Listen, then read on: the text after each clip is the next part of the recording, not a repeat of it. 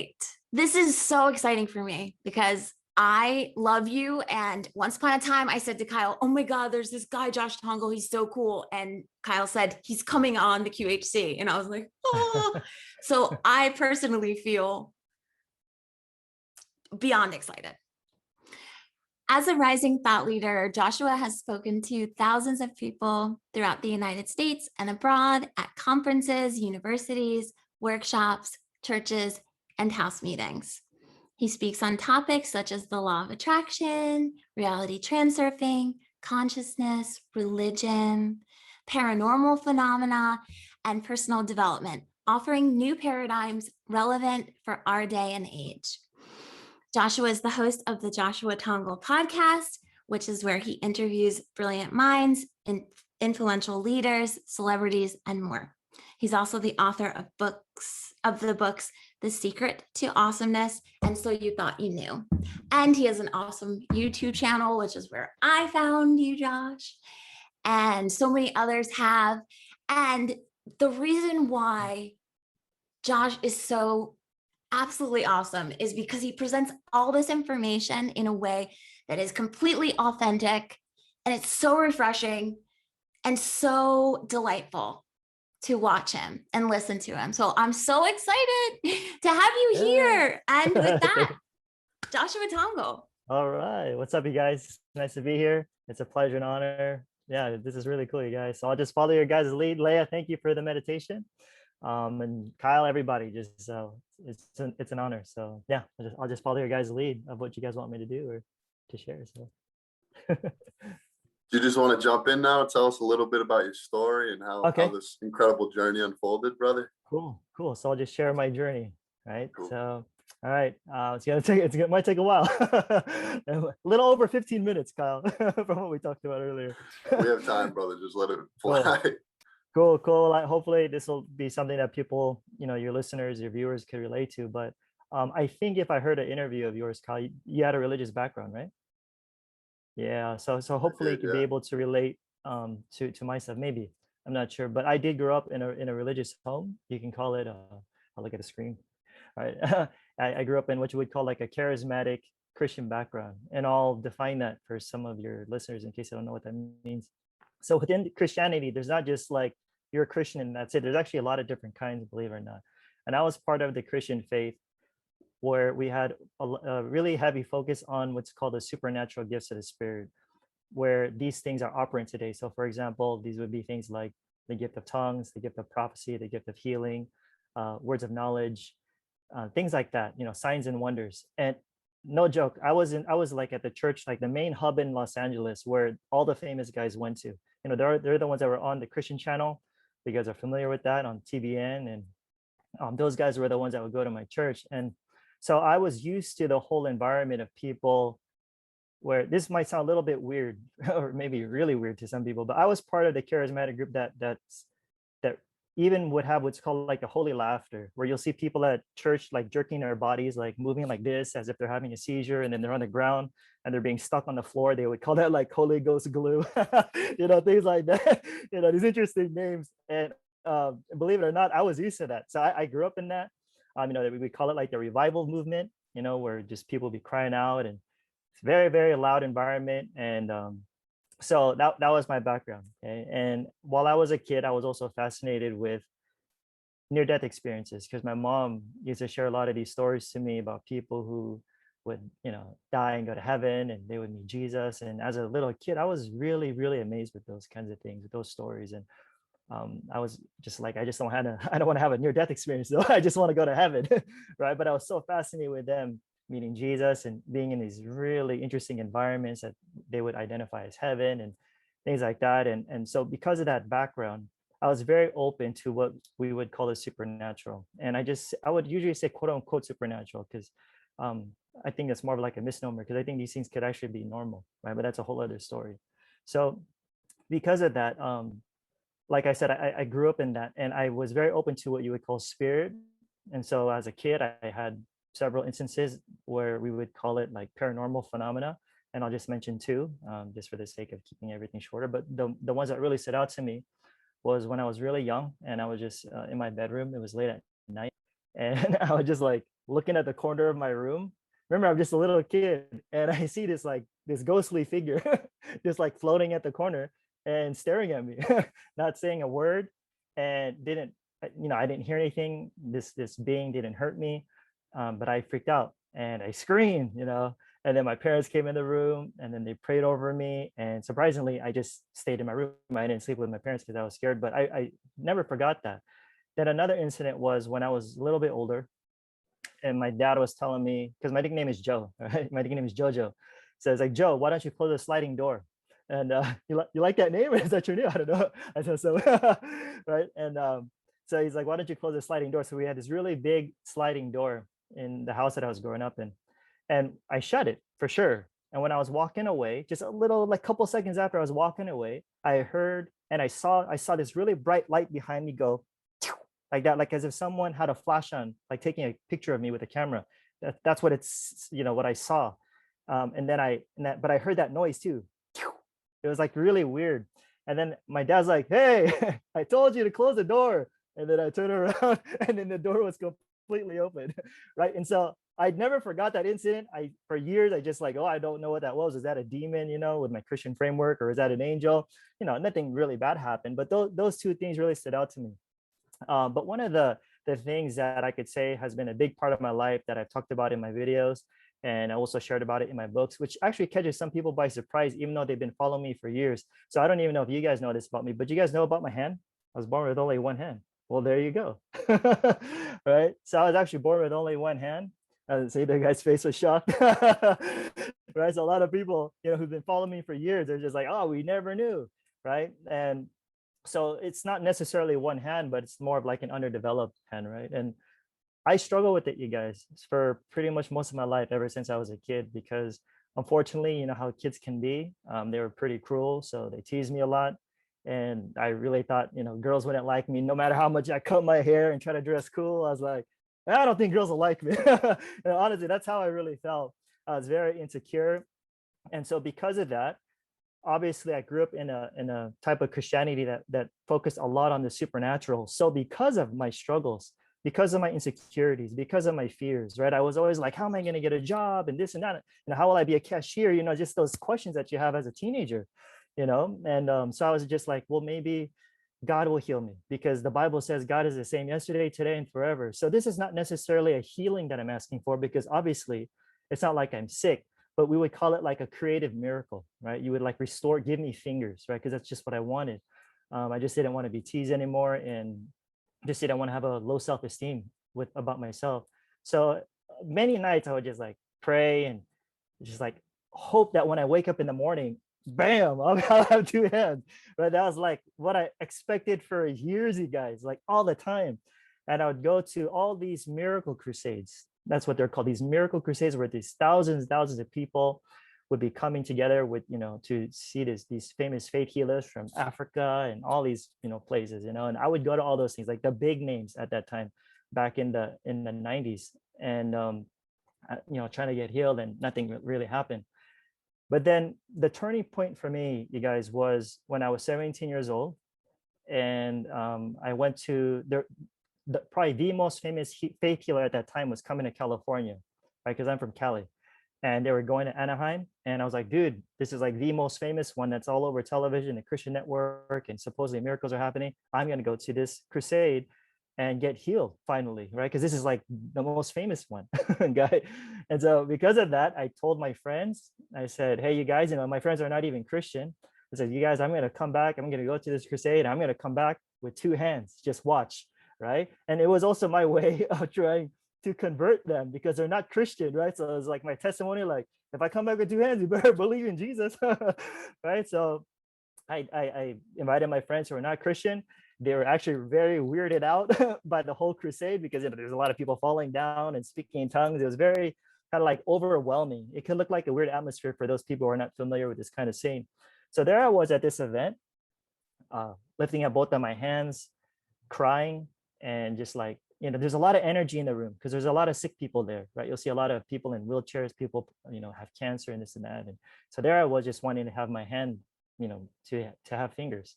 So I was crying, and then nothing was happening. And obviously my friends were probably wondering like, what the heck's going on? Nothing's happening to Josh, because my friends were there with me. So I told my friends, take me to the stage and let the faith healer lay hands on me, because maybe if he lays hands on me, something's going to happen, because he has like the supernatural anointing. We call it the anointing, right? It's like a power, like in Christian terms. And so we went downstairs and then we heard the speaker say, come back tomorrow, because there was just so many people. It was a huge event, you guys, in the college, what do you call it? It's like this big event in Anaheim. So I was like, crap. All right, I'll come back tomorrow, because it's a several day conference. And then obviously didn't get healed. And honestly, you guys, that from that point on, you guys, my life completely changed, like completely in like a 180. And it's funny because I read a lot of the comments from people, just online, and they think that because of that experience, I became very bitter towards God or whatever. And that's like totally not true at all. When I had that experience and not being healed, I wasn't bitter. I was more sad. I was just hurt, because I thought that, hey, I guess God doesn't do these kinds of things today. But I'm still a Christian. I still love Jesus, those kinds of things. And so when that happened, I started to question things a little bit, because I was pretty much let down. And this was when I was a senior in high school. And I found out that one of my teachers there at this new high school that I transferred to my senior year, I transferred school senior year because I got in some trouble back in my old high school. And then at this new school, one of my teachers was what you would call a Christian apologist. I had no clue what that was. What's a Christian apologist? It just sounds like a weird word, like you're apologizing for something, right? And I'll just define it for your listeners. So a Christian apologist is basically somebody who defends the Christian faith. So it's more of like the intellectual side of Christianity. So for instance, it's like if someone comes up to you and says, hey, Kyle, how do you know the Bible is true, man? It's just a bunch of BS, bunch of nonsense. And they'll say, well, how about some philosophical arguments or some historical argument? So that was me. I was that guy, right? That'll give you all the philosophical arguments for the existence of God and things like that. And so I got heavily involved in that, because my whole life, I was a very simple kid. I believed everything, especially those faith healers, which ended up being more of a negative thing for me later on, because I was so hurt of my experience, thinking like, these guys are all charlatans now. Because when I go to these events, I don't really see any healings. I just hear people claim that they're healed, right? Because people come on stage and be like, they're shaking, and the healer will be like, oh, that's the Holy Ghost, burning away your cancer, your tumor. And I'm like, well, it's not like we can see that. And so I look back, I started to filter all my history as a kid. Like, yeah, there's what's so supernatural about people speaking in tongues, because you could just say like banana backwards, that people falling down. That's kind of like, just psychological. The expectation of falling down when someone lays hand on you, then boom. So I was like trying to explain everything, that there had to be an explanation for all the quote unquote supernatural things, because I never saw arms grow out. I didn't see someone raised from the dead. And we're all talking about these supernatural things that God did of, parting the sea and giving sight to the blind or hearing to the deaf. But I didn't really see that all those years. So what happened to me is that when I delved into intellectual Christianity, it became a double-edged sword for me, because in a good way, it helped me to not believe everything anymore, in the sense of I wasn't so gullible like I used to be, right? Like if there's a guy from Africa, like a healer, I'm like, wow, from Korea. But now I'm like, nah, I gotta question some of these guys. But it went to the extreme now when I look back in retrospect, because I didn't believe anybody, nobody, for 8 straight years. So I wasn't just a skeptic, and I have nothing against skepticism. I'm still a skeptic even to this day, depending upon the original meaning of a skeptic is just someone that just doesn't believe until there's some evidence that's presented, right? So I'm still a skeptic, but I was much more than that. I was a hardcore and aggressive critic of all things supernatural, all things paranormal, Christian and non-Christian, because of my experience, and because that's what I was kind of training to do. Because when you study apologetics, you don't just learn how to criticize all the other religions, trying to prove that they're false, right? Or other worldviews like atheism, agnosticism, etc. But you also criticize the charismatic versions of Christianity, and you kind of reveal on how they're more cultic, right? That they have a lot of weird phenomena that's not in the Bible. Like, where do you see Holy Ghost glue on the ground? Holy Ghost laughter. Where's that in the Bible? So I started thinking things like that, right? Where like everything had to be in the Bible. And so I became so aggressive that everyone that I came across with, because my whole scene was this whole movement of charismatic stuff, I was telling everybody my story, right? I was getting to a lot of arguments, a lot of debates. and I was already guest speaking since I was 17 years old. So you can imagine when I was actually traveling already, I was actually criticizing these things while I was at the pulpit, right? To the more conservative groups that were open to my stuff. And then during that 8-year period, or after, should I say, yeah, the 8th year was 2005. And it was the year of hell for me because at that time, when I was aggressively trying to discredit all of the quote unquote miraculous stuff, charismatic stuff, paranormal stuff, I got sick and I got injured. So the irony of it all, because I was a guy that if you ever mentioned to me healing once in a conversation during the 8 years, I would roll my eyes. I'm like, please, dude, this is a bunch of nonsense. This would be all over the news, if these people are really being healed, you know what I'm saying? And so obviously my relationships with my family was kind of strained in that sense because they were still into that stuff. And I just thought that they were being delusional, so if you're not a charlatan, you're just deceived. That was my mentality, right? You just don't know any better, unfortunately. So I was really in my head, unfortunately, and not so much in my heart, even though I thought that I was at that time. But 2005, so in case you guys didn't know this either, I was actually a breakdancer, actually all of my life, believe it or not. So despite my hand, I could actually breakdance because I still have a palm, right? So I could still press and I could still do all that stuff. So I've been doing breakdancing since I was in elementary school. It's actually the love of my life. I still watch breakdancing to this day, like every day, still, even to this day, I still watch it every day when I'm not doing YouTube stuff. But that aside, so 2005 happened and I was at a party and I just battled some random guy at a party. That's just what you do. So there was a circle there at a party and I just started battling some random guy that I didn't know. And then when I got up, like everything below my waist just got super heavy. And I just had this really, really bad pain, like in my back. And I just fell right to the ground.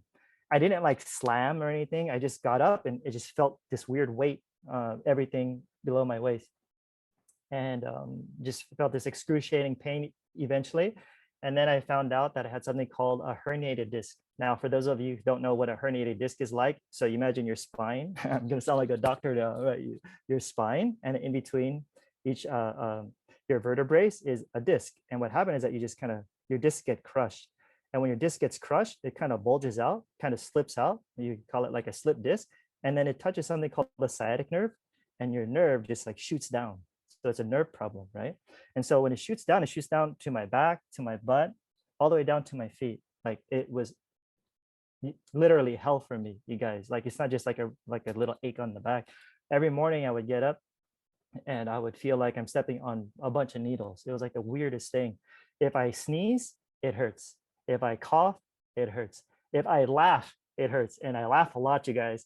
And it just hurt like hell all the time. So dude, I would just be walking, literally, I'll just be walking super slow, like as if I'm like a really old person. Like honestly, I have to hold on to rails. And literally my leg would give out, like I'll just feel a sharp pain go shoot down and I would fall to the ground. Like it was so embarrassing. That's happened many times. And if I'm lying down, I had all these things where all these methods of people saying this is how you could get better. I didn't get better, you guys. I did physical therapy. I had a bunch of Asian friends to like do acupuncture, it works. And then I did acupuncture, that didn't work. So obviously I actually got worse. And so keep in mind, I don't believe in the supernatural nonsense, right? But I'm still praying because I'm a Christian, and I'm still at a church. I was pastoring at a church at that time, and they were praying for me. Nothing was happening. I was actually getting worse. I was at a university, a private school, because I was getting my theology degree at that time. Every class, everyone was pretty much aware of my back problem because I was very open about it, and they would pray for me. I got worse. So obviously, you could imagine the questions that I was having towards God, the way I understood God at that time. Like, what the heck, dude? Like, God, I'm a pastor. I'm serving. I'm not doing anything shady from what I'm aware. And why is this happening to me? And then not too long after that, I had a really extreme attack in my chest one night that felt like a heart attack. And just for some context, I don't ever remember even having heartburn, you guys. So I could imagine, I know people who get heartburn when I don't remember. So if I ever did have like chest pain or heartburn, it must have been so subtle. So I never had that stuff, you guys. But one night I was at a friend's house and then had this really extreme attack in my chest where everything on my left side of my body got really numb. And I was scared. And it was so bad that I was about to pass out and I thought I was gonna die. So I mean, I was telling my parents to take me to the hospital, and I was even like confessing all my sins. I'm like, just in case I die, right? Just in case, you know. And then it probably was a stupid call, but eventually just tried to endure it and just fall asleep, you know, just to try to knock out and until it goes away. But I eventually went to the hospital, and then I was diagnosed with something called GERD, which is gastroesophageal reflux disease. I never even heard of that, you guys, before. It's like a weird word, GERD, right? And so basically with my throat is that it wasn't closing properly. And so all the acid kind of comes up to my throat. And so from that attack, you guys, remember, like I said, it must have been subtle, but I don't remember ever having chest pains or heartburn. But that really bad attack that I thought was a heart attack, from that day forward, I had chest pain, I had heartburn, and I had vomit taste in my mouth every day, like every day. You give me like a little tiny lifesaver, right? Those little tiny candy, dude, I'm screwed up the entire day. And I was scared because at the hospital, they told me it was an extreme form of it. And then I started researching it back in the day, and I'm just like looking at what it's GERD like, and that's what it looks like in my body. So fear took over me even more because of this stuff. Remember, I don't believe in healing really at that time.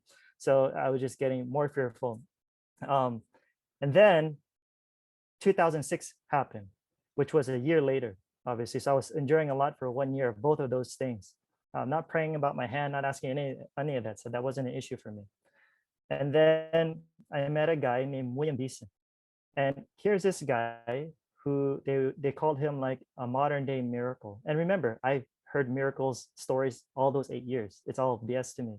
But here's this guy talking to me and several other students, talking about how he was considered like a modern day Job. Now, for those of us who don't have a religious background, Job in the Bible was just somebody who suffered a lot. Let's just put it like that. So this guy, Willie, was like a modern day Job. The discs in his spine ruptured. So that's already wild. Like, so he already had surgeries for that. He had 5 surgeries. When you have 1 surgery, you're never the same. He had 5. He had to get 2 more. So it's going to be a total of 7. He was bedridden 22 hours a day. His left leg was going to get amputated. His family was pretty much like not in, you know, just everything was falling apart for him. His business wasn't going well, obviously. He was this really, really big guy, but once he had his injury and back surgeries, he was like super, super scrawny and bedridden. Long story short with Willie, he goes to this church to like a healing service and to get prayer. And then he heard a voice say, "You're not going to die." Like he literally heard it like out of thin air, and this bright light shine on him. And he knew it wasn't the fake healer because his fake healer was like this Korean guy with a really thick Korean accent. So he knew it was like something out of the ordinary. But when he heard that voice say, "You're not going to die," he actually got depressed. And so he's just there like in his wheelchair thinking, well, I don't want to live like this the rest of my life, right? So he goes home. Nothing happened at that moment when he was getting prayer. He starts documenting what happened, you know, and next thing you know, he has an out-of-body experience. You know, of course, I'll just keep this part short. He has this heavenly experience who he would identify as Jesus. And this figure, this said, you are going to be 100% healed, restored to your youth. Boom, he comes back to his body. 100% heals, you guys. His body is so not even normal. It's not even normal, you guys, because I know him. I would visit his house many times. We became good friends. He would pick up a sofa with just one hand easily. It's like, what the heck? It's like, Josh, when I got healed, like my body just became different. And he started to show off a bit where he got kind of proud because he started showing off his strength like he's Samson or something, you know, like, and people knew it. He could just get a can, like crush it easily. And he says, Josh, I could outdo anybody your age, you know, physically like that. And he's like, Josh, feel my forearm, feel my stomach. It's hard as a rock. I don't even work out. So his arm, like, remember, he was this really scrawny guy. Then he gets miraculously healed through an out of body. His son would just touch him and be like, Dad, you feel like electricity all over you. And he just plumped up. It's like the weirdest thing, right? So I meet this guy, Willie, and I hear his story. And obviously, that was a phase in my life where I don't believe anything. But I started to be open because obviously I was struggling a lot. And I'm thinking, this guy might be telling the truth because he's very monotone. You know, I could sense he's not trying to like persuade us by being a dynamic speaker. He's very monotone. And he brought in medical records and documentation from UCLA, from Germany. And he even had an atheist friend, which is really interesting. One of his closest friends is an atheist who was there before his healing and even there after his healing, and he was still an atheist. And he even said that yeah, I'm still an atheist, but I know Willie was like this one day and the next day he's like this. So to have an atheist friend like that kind of gave him more credibility to me, right? So when that happened, you guys, I went all in revisiting the topic again of healing and all of the supernatural stuff and charismatic Christianity. And, I was still a Christian at the time. I would still identify myself as a Christian at the time. So I put all my schoolwork aside because it was my graduating semester. And I'm like, this healing stuff's more important to me because I'm suffering physically. And I started to visit all these events again. It's like that my journey back in the day when I go to those crusades when I was a kid, but this time it was with a completely different filter. And I didn't go to those events where those people with weird, funky hair asking you for your money. And it was like a really different people that I never even heard of who were former skeptics, intellectuals who became quote unquote believers in the supernatural. So that was like the personalities I was drawn to. I was drawn to the skeptical type. So I went all in with that. And then I started doing it. I started healing, because I was reading so much on it. And when I would do healing for the first time, boom, people started getting healed for the first time. Like, oh, I remember just trying it and someone had a cast on and the pain just went away and then they took off their cast, like not too long. I was like, whoa, that's weird. Cause I never did that kind of stuff before. Usually you just like pray to God, Lord, if it be your will, things like that. But now I'm like commanding the body and this time, like, that was very kind of new to me. So I was doing that. And then obviously when it came to my body, 100% healed to this day, you guys. So I'm 40 years old now. I know I look like I'm 15, but I'm 40 years old now. And you guys, it's been 15 years since my healing, 15 years. And my back's completely good. I was carrying a bag today, the whole day, dude. I was just chilling at the mall today, the whole day wearing a bag. If you met me back in the day, you give me a little laptop or whatever, just a little backpack with a book, I'll stink and cry, and it's been 15 years. And my body, I could eat anything I want, whenever I want. And I'll say that again, I can eat whatever I want, whenever I want. And I know people are against the stuff that I eat. That's fine. I eat whatever I want. Like I'll just have like an energy drink. Give me an energy drink 2 or 3 in the morning. I'll go straight to sleep. Now, I'm not telling your audience to do that. Obviously, that might have some bad effects on some of your people, right? That's just me because I like to eat. And I'm 40 years old now. But if my body was the way it was before, where you give me a freaking lifesaver, right? For just one look, and I'm screwed up the whole day. And now I'm eating chocolate. I just bought some Magnum ice cream bars earlier, right? I'm gonna eat that later. I bought chips earlier. I mean, all that stuff. Once again, I'm not recommending people to do that. To each his own. I'm just saying is that I know my body's not normal. I know it's not. So that's why I'm very confident that something can happen to my body. So when I started sharing healing to so many people, they were skeptical of me because they would look at my hand, but they couldn't deny what my healing, because they were with me during that journey. Because a lot of Filipinos were like in the medical scene. So they were the ones telling me, you're going to have this condition the rest of your life and this and that. And I'm like, nah, it's gone. It's gone. They were there. And so some of them were actually pissed off at me, believe it or not. They would actually tell me, like, no joke, they would be aggressive with me and say, you were the one that told us not to believe in this stuff. And now you're teaching it. And I'm like, I know, I'm surprised too. Who would have thought? I didn't expect this either. The irony of it all, the guy who's preaching against healing for 8 years gets sick.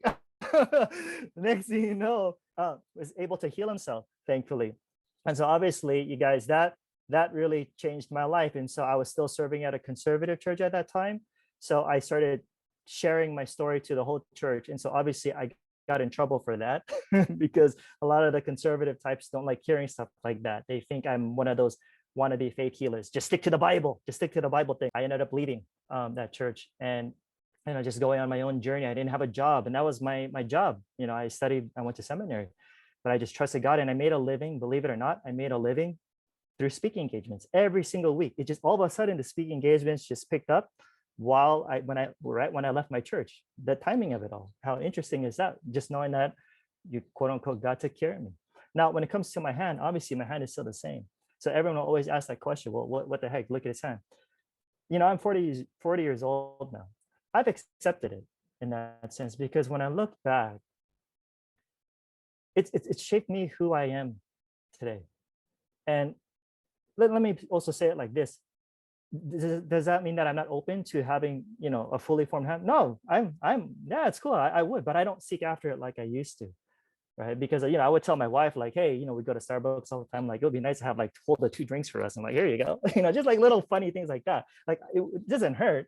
But I just would like people not to belittle like that if I'm open to it, because some people say you don't need two hands. Well, yeah, I don't need it, but I wouldn't mind it, right? But I'm at that place in my life where I've accepted it, and it's made me who I am.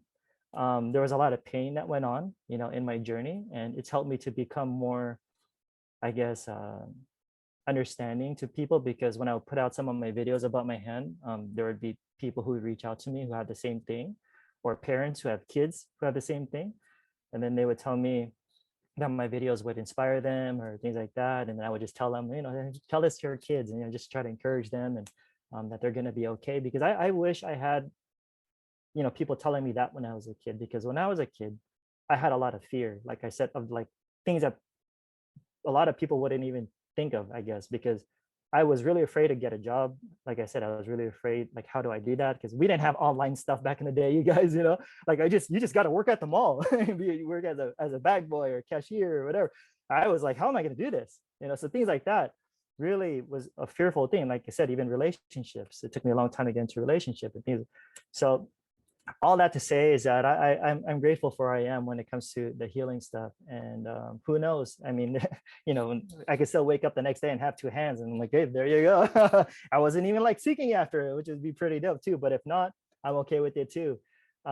Just life's still beautiful. And then, to continue on with my story, are we still good with time, Kyle? Yeah. Okay. Just give me 5 more hours. No, I'm just kidding. But then, I started to delve into stuff that's not just healing, but I started to be open to other things you would consider paranormal, right? Because I was very drawn not just to the healing, but to what's called, in Christianity at least, the prophetic. Because these are the people who knew things about people, and I'm talking about like legit specific. They could even, I know it sounds bad, but like they suppose I heard stories of people even knowing people's social security numbers and this and that. I'm like, whoa, that's wild, dude. That's kind of scary, and things like that. So, but I was very drawn to it because I saw in how in other ways it would actually help people, when you just kind of would speak to their lives of things that they didn't even tell you. And so I started learning some of those kinds of things. So for example, one of my first one that doesn't seem so out there, but it was one of my beginning stories, was I was at a place called The Block. It's like an outdoor mall in California. And I was at a bookstore, and just randomly, you guys, I just heard a voice say, ask her about her dad. And I was like, that was weird, because obviously you have thoughts going in your mind like crazy, but then I really heard a voice say, ask her about her dad. Very general, right? But there was a different texture to it. So I was like, all right, that's kind of weird. I don't want to like scare her away or think that I'm hitting on her or whatever, so, but I just asked her, I said, excuse me. And then I just started asking her about her dad. Immediately, she started crying. And then she started opening up about how she had some abuse going on. And my friend and I were able to talk to her and encourage her. And it was an amazing time to see that. But afterwards, my skepticism kicked in.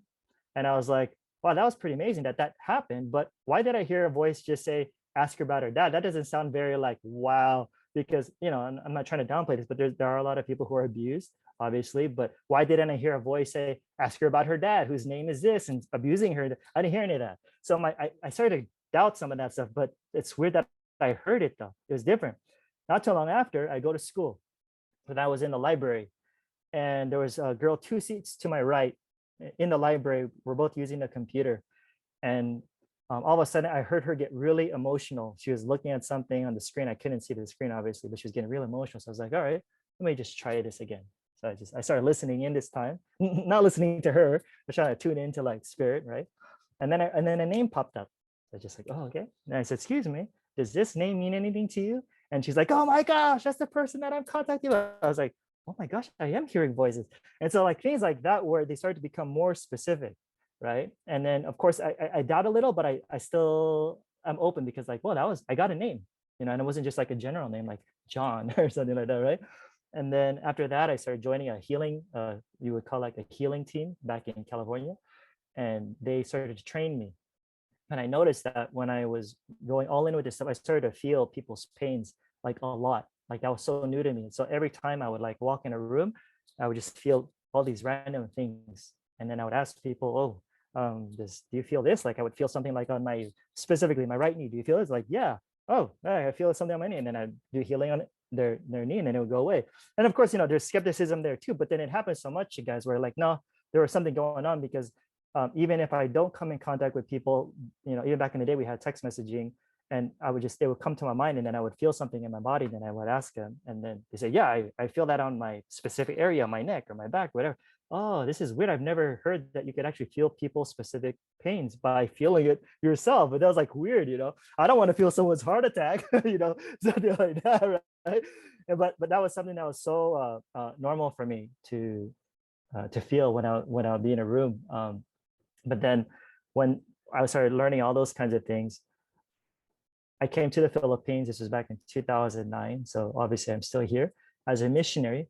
And then out of all the times when you're a missionary, I started to question my faith out of all time, right? And not because I'm mad at God, but it was more so like I was out of the church system because I was already turned off by the institutional church system. It was just too much like a business for me, right? Not to paint all of them like that, but just in my experience. So I left that system and I came here on my own. Just fully on my own, right? I wasn't even married at that time. And I just started meeting a lot of people who are just like super legit and kind and loving, who are not Christian. And I just started reading up on other faiths more. Because back in the day, doing healing for so long, I was always thought that everything that's not Christian healing was demonic. That's how we would look at it. Oh, if it's not of Jesus, it's demonic, dude. It's an angel. It's a demon disguised as an angel of light, things like that, right? And so it was all like new age to me. But then I started to open myself up to other healing modalities and like quantum healing, right? Collective, things like that.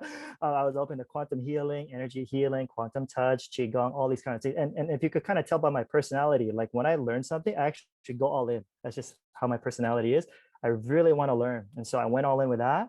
And then I started trying those healing modalities. And I've even posted some YouTube videos. They're like super old now, but you could see it where I really did test it. And I'm like, all right, I'm not going to do my Christian version. I'm going to do it this way and see if it works. And then I would post it on YouTube back in the day. And it worked. So what I started to realize is that God's a lot bigger than we think. The universe is a lot bigger. Love is a lot bigger. What's going on is a human experience. This is a human experience. And so what I saw within the Christianity was a prophetic. And then those that were not Christian, we would call it psychic, right? But then in Christians, we would call it like words of knowledge, where you know specific information. And here in non-Christian, we would call it like a psychic reading. Or in my upbringing, we would see people shaking and having weird stuff on their back and then falling down. We would call that Holy Ghost is upon you. And then when I started exploring outside of that, people were having the same experience, but we call that a Kundalini. And I'm like, huh. So I guess what's going on is that what's happening is we're having a human experiences. And I was just so boxed into my fundamentalist Christian upbringing that we were the right way, that we're saved, we have the gifts, you don't. And if you do, you probably have it from the devil. That it's weird, but that's how I thought back then. I was so close-minded, but I eventually let go a lot of my fundamentalist Christian beliefs. And obviously that let down a lot of people.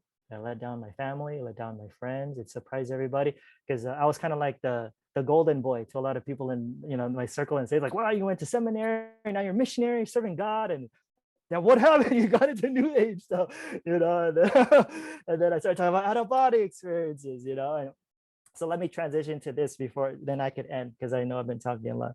But believe it or not, my out-of-body experience actually started back in 2006 while I was still a Christian, when I still identified myself as a Christian.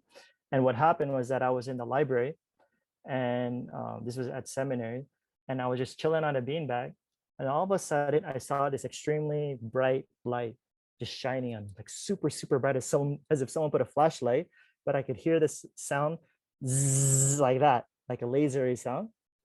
And then in my head, I was like, oh my gosh, I heard about this, and then I started vibrating like really bad, as if I was being crushed by this energy. It went back, it came back several times, but then nothing happened. And I was like, whoa, what the heck was that? I didn't go out of my body, but it was just like a weird experience that lasted a while. Not too long after that, I was in a library again. There's something about this library, it's probably haunted now. Now I was on the beanbag again, and once again I saw the bright light, and it started vibrating again. Next thing you know, boom, I was in another aisle of the library, and I was like, it totally caught me off guard, because I didn't know about out-of-body experiences at that time. Remember, I grew up with near-death experiences. You got to get into like a car accident or be dying in a hospital bed. So to like randomly be out of your body was so foreign to me. So that happened where I came out of my body in the library, where I ended up in another aisle. And my vision was actually very gloomy. It was very dark, which was kind of strange, right? And then boom, I snapped back right into my body. It's like, what was that? I was like, is that the devil, attacking me because I'm about to preach? Because I was about to preach later on. So I was like trying to come up with all these explanations because I didn't know that. So years later, so I kind of put that on the shelf, right? Because I was still a Christian. And years later, since I was opening myself up more to the, what you would call paranormal stuff, I wanted to go back to out of body. So I started to find out like, wow, there are people who can learn and teach you how to do out of body. So once again, I ate up that material. And I remember telling my wife, I'm like, watch this, Remy, I'm going to go out of body. Just watch, and then I did that for months and then nothing happened. I would like try another day, nothing happened. And then finally, after a couple of months, boom, happened. And after that first out of body, when I did a technique, it happened all the time, like regularly. So like I said, with my personality, like I just go all in again. So I'm going to go again, and then, so I started exploring, right? Trying to ask questions like, is this real? Is this legit? Is this just like in my dream? And so we would call that like veridical evidence, right? So when I would come out of my body, I would literally just float up and I could actually see my wife. She's wearing the same clothes that I saw, when we went to bed. And I look around now, oh, everything's the same. In fact, it's so real that when I look around, like I don't even know that I'm out of body because it's just that real, but then I'm floating, things like that. And then I did that for years, you guys, before I shared it on YouTube, because I knew that if I shared that on YouTube and I was still had my Christian material up there, there's going to be a lot of pushback.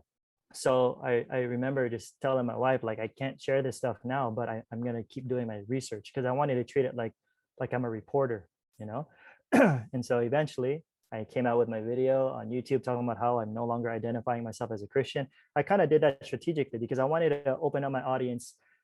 I was open to other people who were not just fixed on Christianity. And so I did that. And I even told my wife, like, are you ready to lose friends? I'm going to post this. I was like that. And I did that. And then what happened is that, yeah, a lot of people left, didn't follow me anymore. Like thousands of people just like left and sent me really nasty emails. And I was actually really okay. I was like, all right.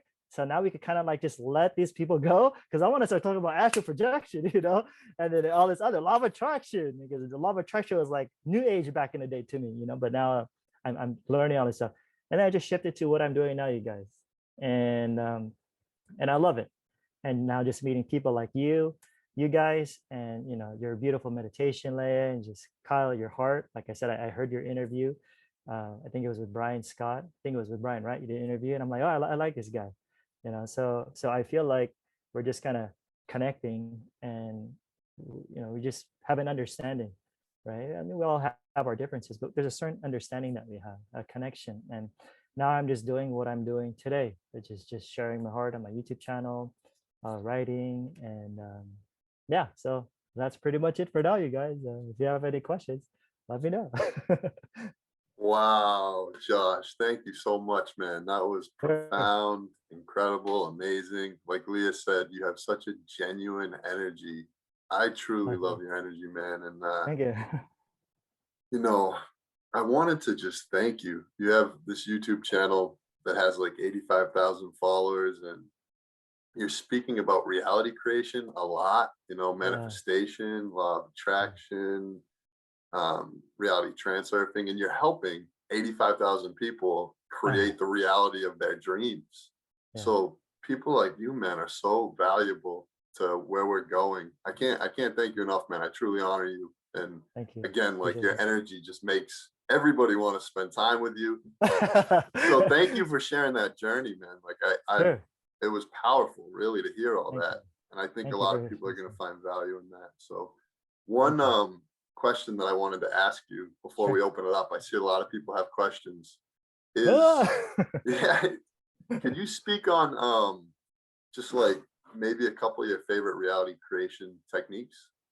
Oh man, there's too many, but obviously if you look at my channel, right? Well, I could say one that really stands out to me because it's more personal to me was Neville Goddard's. It's called A State Akin to Sleep. It's called the SATS method. And the reason why that hits home for me is because that was actually one of the ones that I believe became very instrumental in my healing back in 2000, 2006-ish.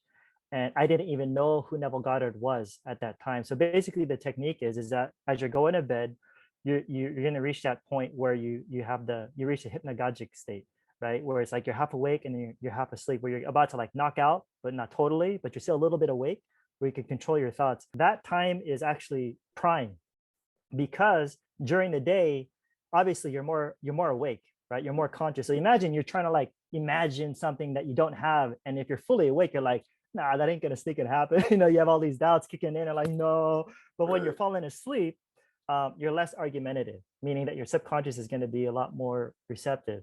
Now, the reason why, like I said, this is more effective for me is because when I was sick back in 2006, what I would do is that there was a church down the street from my house. They would call it like a 24-hour prayer church. So they were literally open for 24 hours.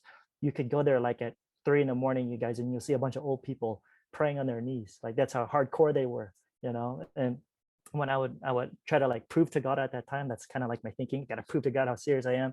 I would go to this church, and the church would be very dim. It's very gloomy, right? The lights were kind of down, and then the AC was on. So I felt like really comfortable. And then I was doing my imaginal acts. I didn't know who Neville Goddard was at the time, but according to charismatic Christianity, if you just read the Bible in general, just talk about where you speak things that are not as though they were, right? Or you quote the Bible verse, by his stripes, you are healed. So I would imagine myself completely healed. And, back then I would imagine myself lifting weights and carrying a backpack, and not just walking, but I would imagine myself running. And then I would imagine myself eating whatever I want to eat, and I would feel its reality. And because it was so late at night, like 2 or 3 in the morning, I would knock out. And then believe it or not, my body got healed. And so that's why I found that one so effective, not just because of that, but I remember that. I remember it. And it's like I said, I didn't even know who Neville was at the time, but so I still do that to this day, like literally every night, because I see that it's so effective, not just for me, but just to clarify with your viewers, I don't tell people that there's one technique, because a lot of people ask me, what's the best one, right? If you ever want to, Yeah. well, it depends. It's not really what's the best. It's just whatever technique will help you reach the state, because it's always about entering a particular state of consciousness. If affirmations doesn't work for you, screw affirmation. You don't got to do affirmation. You don't got to do a vision board. You don't got to do the SATS technique. Who cares, right? You don't got to do a long guided meditation. You don't have, it's whatever will work for you. So if doing an affirmation works, do it. As long as you get into the state. If you could feel the wish, assume the feeling and the wish fulfilled, as Leah was talking about in her guided meditation. If you just do the guided meditation and you're just hearing Leah's voice, oh, nothing happened. Oh, I did that 30 minutes or whatever. I did affirmations all day long. Nothing. They're missing the essence. You have to enter a state of consciousness where you feel its reality, that it's happening right now. If you're not doing that, you're wasting your stinking time. But like I said, if you do the SATS technique, it's powerful, because if you have a lot of doubts, it's very effective, because like I said, you're knocking out, and so your mind is more like a sponge in that sense. Does that make sense? Yeah, thank you so much, Josh. I love that. Sure. So I see a few hands up. So we're gonna go to Claudia first. Hi, Claudia. Hey, thank you. Hi, thanks so much for sharing all of your experiences. I can totally relate to everything. I've been astral projecting since I was a kid. Nice. Awesome. Yeah. I just wanted to ask a little bit about really intense healings. When you do them for people, I had a pretty intense experience yesterday. Something's happened recently where like the healings I work with people are just getting almost like way beyond like what I can handle as a 3D person. Uh-huh. And I'm still like a little shooken. Okay. And I didn't know if you had like any advice for when like the healings get really intense from the other person, and just like what I could do to like ground myself a little bit better and make sure that I can handle these things. Okay. Can you give me an example what you mean by healings being intense? Because I'm not sure. Yeah. I had a person have a seizure yesterday. Okay. Yeah. Yeah. And then, and did they get healed, or is that just like an effect that happened? I think so, because she told me, like, I could see her face is starting to get like less swollen and stuff like that. And yeah, so there's changes happening, but it's still incredibly scary. Oh yeah, sure. So I could give you an example. So one of the aspects that I actually left out in my journey was that I was heavily involved in what you would call like a spiritual warfare as a Christian. So I saw a lot of like possessions, people on the floor looking like they were having seizures too. Now, one of the things, obviously, what you want to do is just make sure that you're not doing anything that's manipulating their mind, right? It's not like you're telling them to have like a seizure, obviously, but just to ground yourself is you want to always approach these things with no fear, right? Because the more fear you have, you can actually start to contribute to something manifesting in a negative way, right? So I'm not trying to put all the blame on us, but in a sense, though, we're kind of the one leading when it comes to a person's healing. That's why when people come up to me for healing, I don't put any dependency upon them, right? So back in the day, for example, or just think of it like a typical critic of healing. They'll be like, well, I went to that faith healer and, or no, let's put it this way. Me as a healer, I shouldn't put the blame on the other person. Why? Because they're the ones coming to us for healing. So the response back then would be like, well, that person didn't have enough faith, right? That's how a lot of people who do healing and the person that they're praying for doesn't get healed, they would put the blame on that person. My point is that it's kind of the responsibility of the person doing the healing. So when I do a healing session, I don't put any pressure on people. I don't even ask them questions sometimes. I don't want to know. So what I do is I try to create an environment where they feel safe. I always ask for permission. And I also ground myself in the sense that I have nothing to fear. Now, the reason why they could be manifesting those kinds of physical things is it could be a number of reasons, right? If you do believe in spirits, that are not as kind, those things really depends on your worldview on that. But at the same time, it could be energy that's kind of like built up, and there are people who actually even vomit. I don't know if you've seen things like that, or stuff like that happen. And so there, to be honest, it's kind of subjective for a lot of people. We all have different explanations for why these things happen. I'd say just focus on yourself, that whenever you approach anybody in healing, you have nothing to fear. Always do everything in love, always do everything in compassion, do things asking them for their permission, right? Like that's one of the things that I would do, like, oh, do you mind if I lay hands here? Or if not, because they might feel like, don't touch me, things like that, right? So, I mean, honestly, I don't know what else to say except just have a heart of compassion and love, because you sometimes I see a lot of healers. I'm not accusing you, I'm just saying in general, where people just want to see a healing. Like, oh, I want to see a healing. And they forget about having the compassion that no, these people are hurting. They're sick, So I think that's one of the things that's helped me when I was sick, is to have more compassion instead of just like being gung-ho. I want to see a miracle today, man, just so I can convince my skeptical mind. And then we start treating people like these little experiments or little objects just to see, but just do everything in love. And then whatever happens, hey, crazy stuff happens. Hey, Jesus did some stuff and people manifested some weird stuff, or people even, if you do believe in, entities that are not so loving, they were manifesting even during Jesus's time, if you're open to stuff like that. But yeah, just do everything with grace. Always check your heart of like, okay, why am I doing this? Don't find your identity in these things either. The things that you do, don't put too much pressure on yourself, because when I used to do healing, initially I felt too much pressure on trying to heal everybody. So every time I would be walking on the street and I see someone with crutches and I walk by them, I would feel guilty, because I'm like, oh man, I didn't heal them, and like, if I have this ability or whatever gift you want to call it. And I remember telling myself, like, Josh, stop trying to save everybody. It's like me being as a Christian, I was trying to save everybody. Then when I got into healing, I was trying to heal everybody, realizing that don't do that. Just like relax, you're not meant to do that 24/7. And so do as your heart leads. Do everything with compassion and love, because love is what ultimately heals, in my opinion. Thank you. I really appreciate that. Thank you. Oh yeah, sure. Thank you, Claudia. I see Joe with his hand up. Whenever you're ready, Joe. Is he frozen? He might be frozen. He looks pretty frozen. Just gonna say. Oh, we lost Joe. All right, so we have Bonnie. Go ahead, Bonnie. We'll circle back to Joe if he makes his way back here. Hi, Joshua. Hello, hi, Bonnie. Nice to meet you. So nice to meet you. This is great.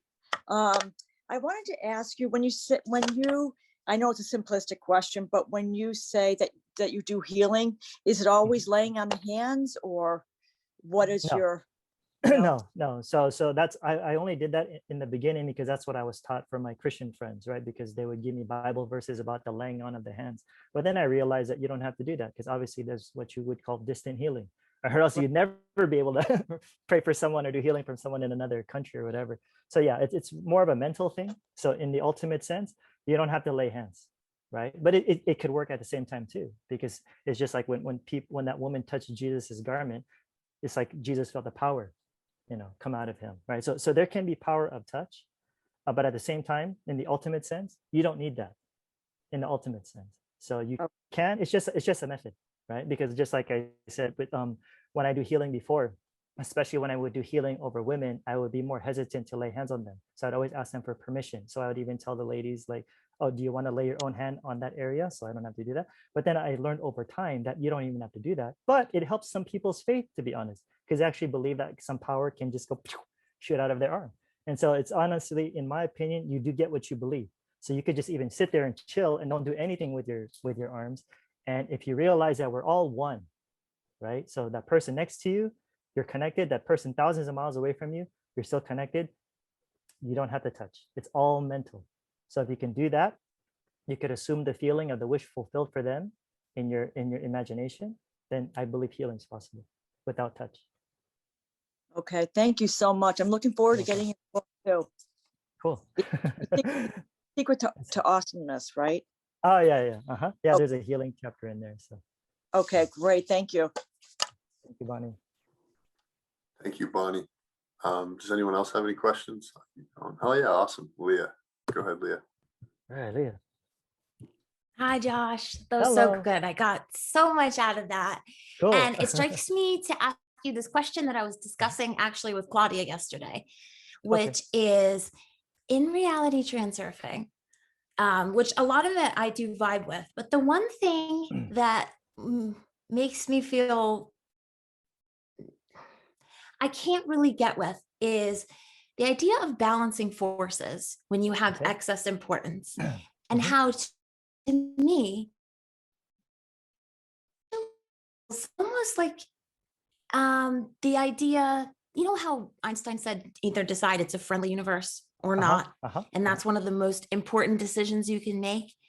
To me, this feeling like as if I give importance to something and then there's some malevolent force that wants to like knock me down, feels awful to me. I can't in my heart make that feel right. So I wonder if what you think about balancing forces, and if you could elucidate what it means to you in a way that would be more palatable to my soul. Sure. Yeah. Okay. Yeah. So when it comes to the law of balance or importance, this is really important. So pay attention. Watch out. I'm just joking. No, but in honesty, when it comes to the law of balance, it actually think about it more than the law of attraction, just to be honest, right? So I do teach on law of attraction, and because when I started to learn it several years ago, it was when I read Reality Transurfing. I started once again to filter my life and start looking at my old experiences and started to make sense of, oh yeah, that seems to make sense. That seems to apply when I place too much importance on such and such. That's when things started to go wrong. Now, it doesn't mean it's necessarily true, but that's how I started to understand these things. Now, let me break it down for you guys or whoever is listening. So according to the law of balance is that nature strives for balance in our lives. So ultimately, in the ultimate sense, everything's energy, everything. And nature strives for balance. So whenever there's any sense of imbalance in your life, and if nature always strives for balance, so what happens is that nature will give what's called balancing forces. So I would remove that it's like some malevolent entity. It's just nature, right? So if we just remove the evil entity, then it's a little bit more kind. So it's more, look at it as more of like neutral. So it's just the way reality works, right? So what happens is that whenever you have an imbalance in your life where you place too much importance on something, and if you look at it like that, then in a sense, there's a lot of energy there, right? There's more energy here and there's less energy here. So because there's more energy here, you think of it as like a scales of balance, there's going to be some imbalance there. So nature strives for balance all the time. So nature is going to give balancing forces to neutralize the imbalance and bring things to a state of equilibrium.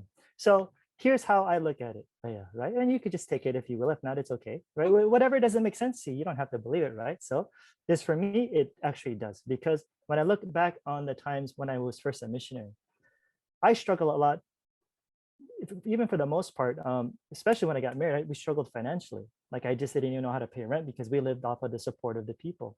So for the most part, we were okay financially for our daily living, but for the rent, it seemed like a challenge.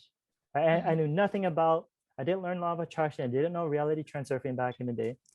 So if you think about it, the when it comes to the 30 days of the month, let's just say it's the 30th of the month, the rent is due.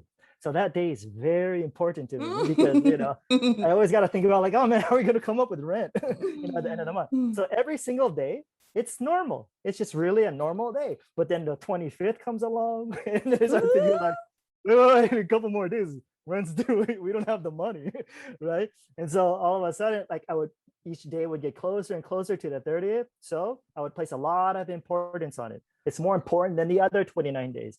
But here's what happened, you guys. And I could say this with 100%, this is true, right? That if you could just take my word for it, what happened was that every time we didn't have the money, when it was very close to the 30th, I would go to the room and I would like pray. Sometimes I would like break down and be like, God, I feel so inadequate as a husband, things like that.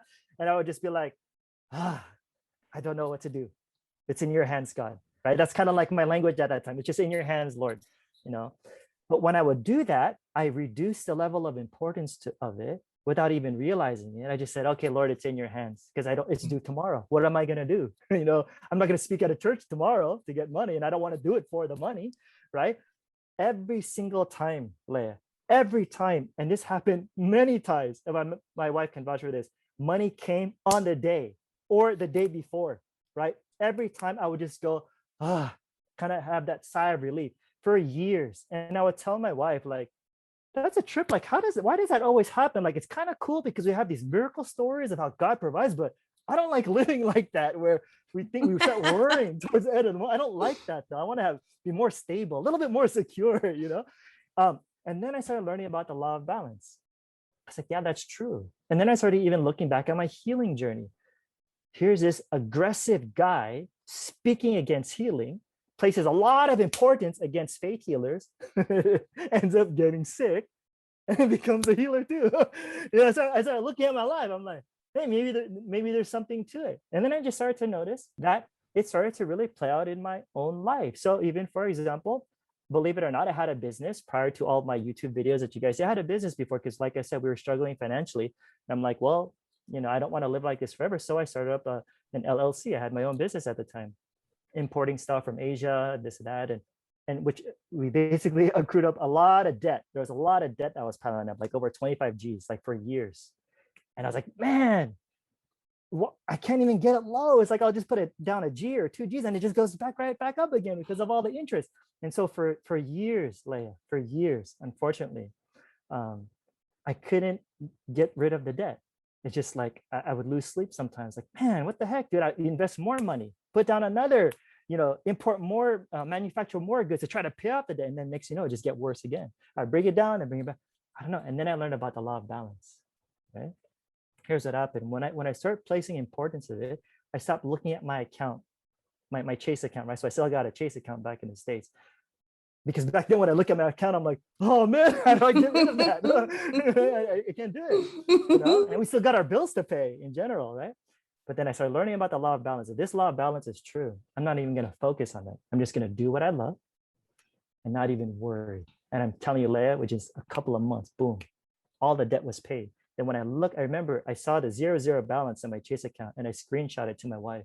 I said, hey, Remy, check this out. I said, Rem, when I saw that 0, I felt no different. Because I remember when I made that decision just a couple months back that I'm not going to focus on it. I'm not going to worry about it. I'm just going to do what I love to do, right? Which is teaching, speaking. And if I did place a lot of importance on it, here's how I would have reacted, Leah, if I placed a lot of importance. When I saw that 0, I would have been like, oh my gosh, thank you, God. There was none of that. Not that I didn't have gratitude, but I didn't have a lot of energy there of importance. Now, let me make a distinction though. When I'm saying that there's no importance, I'm not saying that you don't care about things, right? Of course, you want to care about your loved ones, you want to care about your children. But what I am saying is when you're placing importance, you're worrying. Because there's a sense, here's a word that I think could be, make it a lot more, it could give it more sense. If there's a dependency upon something, then you're placing a lot of importance on something. So for example, when someone says, someone gave me this question during a Q&A. So, well, Josh, my boys love basketball and they watch that documentary with Kobe Bryant and Michael Jordan. You got to be passionate and be obsessed with it and this and that. I said, oh yeah, there's nothing wrong if your kids love doing that. But if they go to practice and they use language like this, well, if I don't make the team, then I'm a loser. If I don't make the cut, then my parents are not going to be proud of me, things like that. So I was telling it to the mother when she has been, that's when you notice that they place too much importance upon their basketball. There's nothing wrong with being passionate, but it's different from being passionate and doing what you love and then becoming dependent upon something, meaning that if you don't do this, then I'm screwed. If I don't do this, I'm nothing. If I don't do this, no one will be proud of me or I don't have any value. Then you know that you place too much importance. And so I give this to people all the time. I coach people every single week, grown people, and they still talk like this to me, Leah. I won't mention any names, but there are some people I say, okay, if your business doesn't make it, what are you gonna do? Oh, I'll be a loser. They would talk like that, these grown people, 50 years old, 60 years old, and they're still thinking like that. And so here's what I tell people. Whenever you approach anything in life, you have a business venture, when you do it, you treat it like a game. Even if you want to make 6 figures, 7 figures, you want to just treat it like a game where you just want to have fun. You want to make this much money. But if you say, if I don't make that much money, oh, then I'm just an idiot, man. Everyone's going to be disappointed in me. Then you place too much importance on it. So what I tell people is that here's what you do. When you have a goal, don't place too much importance on it. And if it doesn't work out, you still tell yourself, I'll still be okay.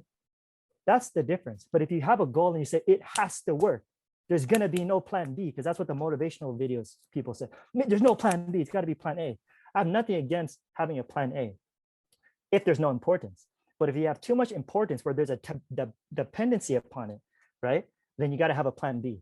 Not because you're going to fall back on plan B, but you entertain the idea of a plan B just to decrease the level of importance. Then once you decrease the level of importance energetically, plan A becomes very easy. So that's how I've seen it in my own life, Leah, because when I make money now, and I'm not ashamed to say that, I'm glad with how we've suffered enough, to be honest, like all the years, like my wife, she stuck with me during some really rough times, and when we were struggling, I would cry many times when people would send me a donation, right? Because there were times when I first moved to the States, like, God, what's going on, God? I mean, you got a question, right? If you're like, with this kind of worldview that I had, like, God, you're supposed to provide, but we're struggling, right? And I've heard all the theology where people say, well, God's testing you and this. I'm like, well, he's been testing me for a long time, man. Like, what's the point? Like, we're fighting. Me and my wife are fighting.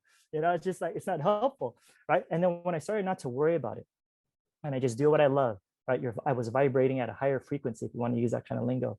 Don't even think about all the other stuff. Everything just follows. So when we make a lot of money, we can just put down several thousand for whatever investment. Boom, it's easy. But back then, I placed a lot of importance. Like, if I put that much money, I don't have any of that, to be honest. I don't have that kind of thinking. So in my own life, Leia, it makes sense to me. And if it doesn't make sense to you and you still have a question, just start testing it, right? But I wouldn't use a word like malevolent. This is just the way nature works, right? Because that's what I tell people, that when something chaotic happens in your life, is because energetically your life's imbalanced somewhere. Like if you're working too hard, even if you have a sincere desire to provide for your family, you create what's called excess potential. There's too much energy there that's excess. You're providing with a good intention to provide, but then you're neglecting your wife, you're neglecting your husband, you're neglecting your kid, because something has to give, right? Because your life is out of balance. And so when suffering comes, I tell people, it's not God punishing you. It's not the universe testing you. It's just the way nature works, you guys. You just got to relax. You got to take a breather and just watch. Things will start to flow a lot more smoothly when you don't have any importance anymore, when you don't have a dependency upon it, right? So once again, to clarify, you can care for something, but don't worry about it, right? That's the main thing. So I could care for my family, I could care for my biological family states, my wife, but I'm not worrying about them. The more you worry, right, what do? You start attaching that very thing that you're wearing, because energetically you start to get the very things that you love to hate, believe it or not, right? So Vadim even talks about that. So that's one of the wild things about, like, you imagine someone says, I'm not gonna marry an alcoholic because my dad was an alcoholic who abused me. I will not do that. So energetically, they're at that vibe where just like they don't, it's not just an intellectual thing, they're energetically, they don't want it. So they place a lot of importance on it. And because nature always strives for balance, they don't want an alcoholic, right? How do you give balance to that? You give them an alcoholic. It's not because nature is evil or punishing them. That's just the way nature works. But if you kind of chill, right, you just relax. It has nothing, because in the ultimate says, not to sound woo-woo, right? We're God. We're the ones creating these things. As Neville says, you are the operant power. You are. And my understanding back then was that there's this theistic God that's out there saying, yes, no, not now, maybe, it's his will be done. It was very random, very unreliable in my opinion. And that didn't really get me anywhere. And for me, that it kind of creates, like, this is just my opinion, it could almost create like a defeatist mentality. Because when I was sick and everyone was just telling me, you just leave it up to God, that didn't get me anywhere. I was just still sick. But when I realized that the power is in me, that Josh, you got to make a decision. You got to decide that you're going to heal your body. Then I did that, right? But then again, if importance were to come into play, it would have been a different story. So when you do try to manifest something, as Vadim says, you take that same energy as you would do as you're going to the mailbox to get your mail. And then you just take that same energy where you manifested that, you have an intention, I'm going to get my mail at the mailbox. There's no importance there. You just do that. Take that same energy, apply that to the quote unquote big things. But the problem is people shift their energy when there's a quote unquote big thing. They can manifest their favorite dinner. Oh yeah, $50. I don't mind spending. It's a little bit big. And there's this other thing. Oh no, how am I going to do that? Once you start worrying, that's a sign of too much importance. When there's fear, when there's anxiety, those are signs of importance. Decrease the level of importance by thinking of a plan B. Once again, not because you're going to have to go through plan B, just entertain it just a little bit, just to decrease it. Like, yeah, if I don't get my favorite food tonight, I'll be okay. Things like that. And next thing you know, you get your favorite food. You know, like simple things like that. And then you apply it to everything else in life, right? Because it's really about balance. Right? Does that make sense? I loved it. It filled in just the little bit of where I almost was. Okay, And cool. it was the perfect answer. Thank you so much. Oh, cool. I'm glad it makes sense. But yeah, just keep question everything that I say. Thank you. You're welcome. Thanks, Larry. So Josh, yeah, is there any ways you can think of that the Quantum Healing Collective can support you? I know everyone's going to go read your books and they're going to subscribe to your YouTube channel, but is there any way we can support you? I guess the way you guys could support me is just love your lives, live your lives, man. Honestly, I don't really ask people for things for the most part. It's like, you know, I no one told me to put these YouTube videos up. I was even doing that when we were struggling financially. All I want to see when I was a Christian and when I got out of my fundamentalism was just to see people live a better life, because that's what I wanted for myself. You know, so when I get emails from people telling me on how their lives have changed because of the stuff that I shared, that always touches my heart.